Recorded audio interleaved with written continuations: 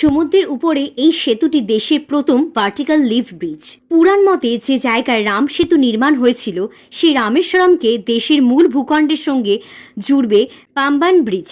সমুদ্রের উপরে তৈরি সেতুতে যেমন ট্রেন চলাচল করতে পারবে, তেমনি নিচে সমুদ্র দিয়েও চলবে জাহাজ। পুরনোটার পাশে নতুন পাম্বান ব্রিজের তৈরি দৈর্ঘ্য প্রায় 2.4 কিলোমিটার। দুই প্রান্তে প্রায় 35 মিটার উঁচু স্তম্ভ দিয়ে তৈরি সেই সেতুকে ঝুলিয়ে রাখা হয়েছে। সেতুর মাঝ বরাবর 72.5 মিটার লম্বা এবং 640 টন উলম্ব অংশ আছে, যা জাহাজ পারাপারের জন্য অটোমেটিক 17 মিটার পর্যন্ত উঁচু হয়ে যাবে। পুরনো পাম্বান সেতু উঁচু করা যেত, কিন্তু সেটা উঁচু করতে 45 মিনিট সময় লাগতো।